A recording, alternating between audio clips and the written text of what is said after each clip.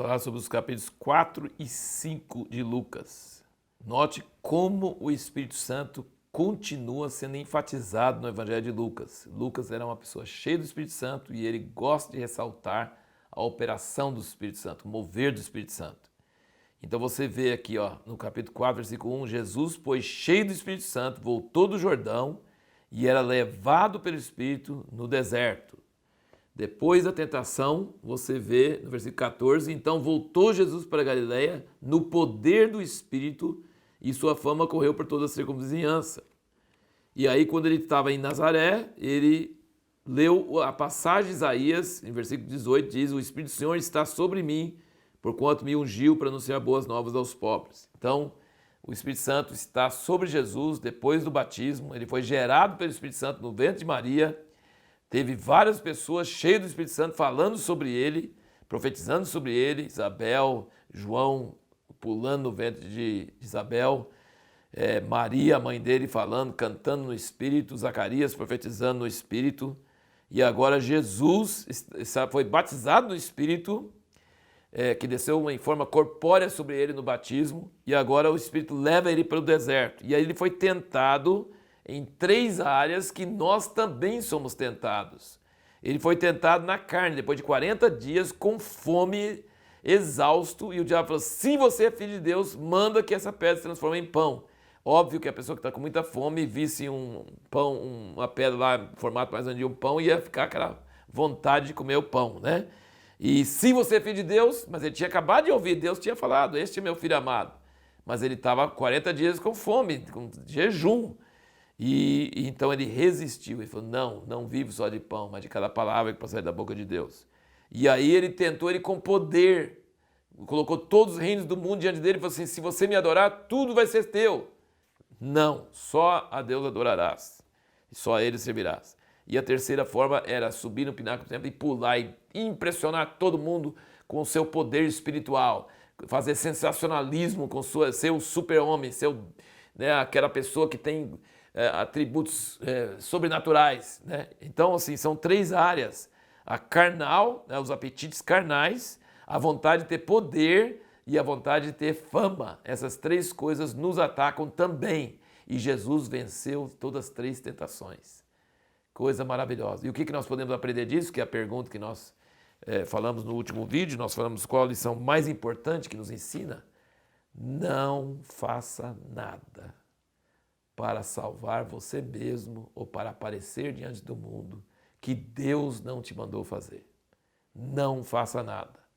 Não faça nada para provar alguma coisa. Não faça nada que Deus não mandou fazer.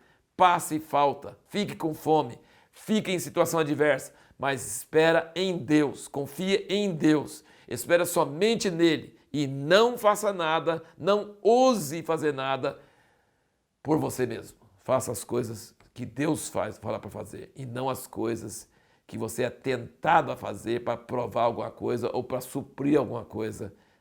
Essa é a lição mais importante que nós podemos aprender da tentação de Jesus. Nós vemos mais uma vez a pregação dele em Nazaré, e aqui só que entra em mais detalhes, tá? E aqui fala qual foi a pregação que ele deu em Nazaré. Aqui você não encontra isso nos outros evangelhos. Ele abriu o livro de Isaías e ele leu uma das poucas passagens do Velho Testamento que fala sobre a primeira vinda. E ele parou na vírgula, porque daquela vírgula em diante já seria a segunda vinda. Ele fechou o livro numa vírgula, no meio de uma frase, e fechou e falou: hoje se cumpriu essa escritura diante dos vossos olhos. Então Jesus teve percepção de saber qual passagem do Velho Testamento que referia à primeira vinda e parar no meio de uma frase e parar na vírgula para não falar nada que se cumpriu, que não se cumpriu ainda. E eles escandalizaram. E aí nós já vimos que o povo de Nazaré escandalizou porque ele era um galileu normal, igual todo mundo, e agora volta com poder, e volta com autoridade, e volta curando, e volta tirando onda. E eles falam assim: quem é ele para dizer isso? Nós conhecemos a mãe dele, o pai dele, os irmãos dele. Quem é ele? Quem que ele acha que ele é? Só que aí Jesus agrava a coisa. Ele pensa passagens do Velho Testamento onde Deus usou pessoas que não eram do povo de Israel. Naamã era sírio, leproso, foi curado. A viúva que sustentou Elias era de outra cidade, não era de Israel. Então isso enfureceu eles. Então eles tinham um problema que era inveja e incredulidade por conhecer Jesus segundo a carne, mas eles tiveram também a religiosidade. Israel é o povo escolhido de Deus e Jesus foi escolher coisas mostrando que Deus ama os outros povos e não só Israel, e isso enfureceu eles, levaram ele para o precipício. Até hoje, quando a gente visita Israel, a gente vai lá no chamado precipício, o monte do precipício. Mas é claro que ninguém sabe se foi lá mesmo, mas é um precipício de um tamanho que se cair de lá, você está perdido, morto mesmo. E Jesus passou pelo meio deles e foi embora, né? Olha aqui no capítulo 4, versículo 42, como Jesus sabe equilibrar o ministério às multidões com o estar diante de Deus. O versículo 40 fala, ao pôr do sol, todos que tinham enfermos de várias doenças lhes traziam e ele punha as mãos sobre cada um deles e os curava.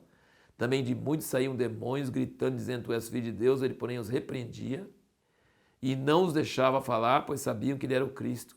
Versículo 42, ao romper do dia, saiu e foi ao lugar deserto. Para quê? Para orar. Então Jesus sabia equilibrar o ministério às multidões e o falar com seu Pai em secreto. Ele saía e se retirava das multidões para poder falar com Deus. Isso a gente precisa aprender, a gente precisa saber como fazer isso. E o capítulo 5, versículo 15 fala, a sua fama, porém, se divulgava cada vez mais e grandes multidões se juntavam para ouvi-lo e serem curados das suas enfermidades. Mas ele se retirava para os desertos e ali orava. Tá vendo? Lucas mostra bem esse equilíbrio de Jesus em sempre se retirar para orar. Isso é uma coisa muito preciosa. Uma outra coisa que você vê aqui é como Jesus chamando Pedro e Tiago e João, eles abandonam tudo e imediatamente seguem Jesus. E quando ele chama Levi, que é Mateus, que era publicano, ele larga tudo na hora. Por que eles tiveram coragem de largar sua profissão, de largar tudo para seguir Jesus? Porque Jesus era algo tremendo. Eles viam em Jesus uma coisa que era um convite irresistível. Eles não resistiram. Eles largavam tudo imediatamente e seguiam a Jesus. Isso me impressiona. Como Jesus realmente impactava essas pessoas. Ele é uma pessoa inigualável, pessoa maravilhosa. E aqui a gente vê, como nós comentamos antes, né, que os demônios sempre queriam fazer propaganda de Jesus e Jesus mandava calar a boca e falava com os curados para não divulgar, apesar que os curados não obedeciam, né? Mas ele falava para não falar nada, porque Jesus não queria divulgação, não queria sensacionalismo. Jesus sempre está voltado para a humildade, para quebrantamento, para não aparecer, para não querer ser famoso, para não querer se promulgar. Ele queria intimidade, ele queria realidade, ele queria solidão com Deus, ele queria conversar com as pessoas, ele não queria fama ou sensacionalismo.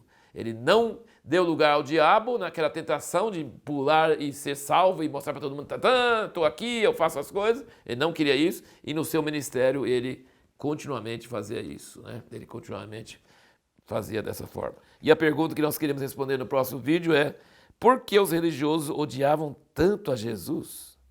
E por que Jesus os denunciava tanto?